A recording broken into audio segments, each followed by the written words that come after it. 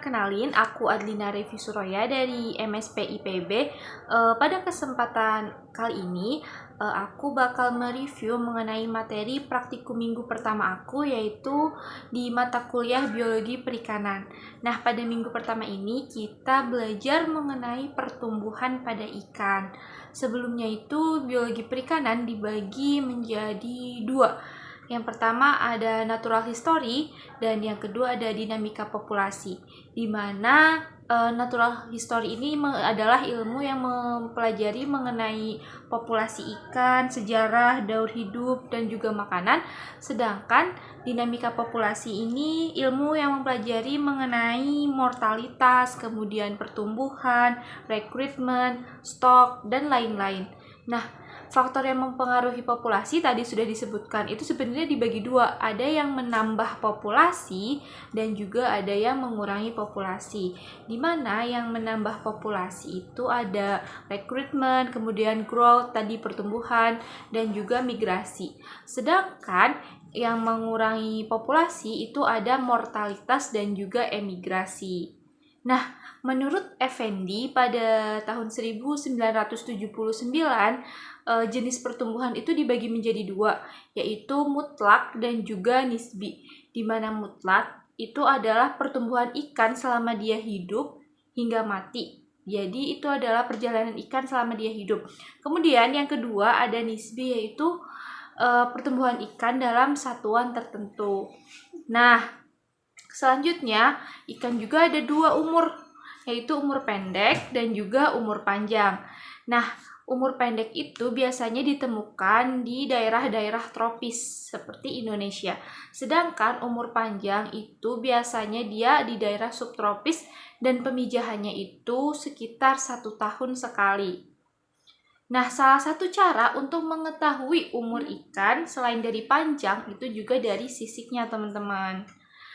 Kemudian, dalam menganalisis pertumbuhan ada beberapa yang harus diperhatikan, seperti panjang baku, panjang cagak, panjang total, dan juga tinggi badan.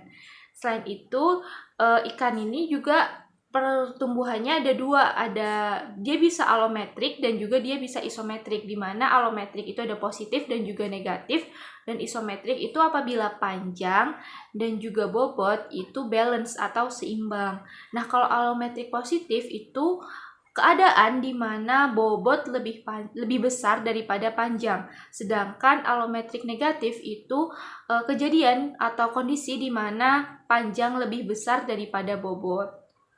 Nah, selanjutnya kita juga melakukan pembedahan ikan di di laboratorium biologi perikanan.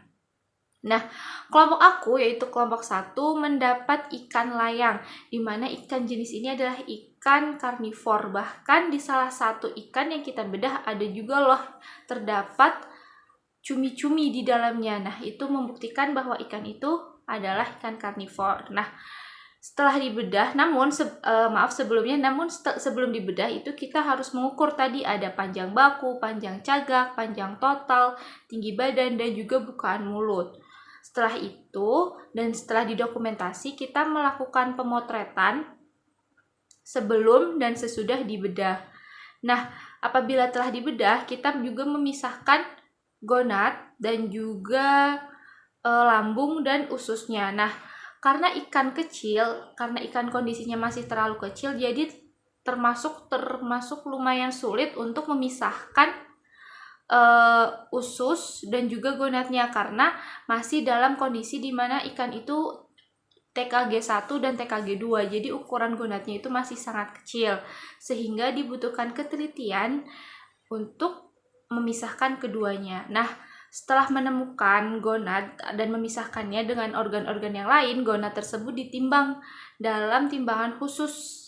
Nah, kemudian untuk usus dan juga lambungnya disimpan ke dalam botol jar dan diberi alkohol untuk dilakukan pengamatan di minggu berikutnya mengenai makanan ikan. Nah, untuk gonadnya, karena gonadnya masih terlalu kecil sehingga tidak disimpan dan tidak diawetkan. Seperti itu. Mungkin cukup sekian review materi dari aku. Sampai jumpa di review materi tentang biologi perikanan di pertemuan selanjutnya. Bye bye, terima kasih.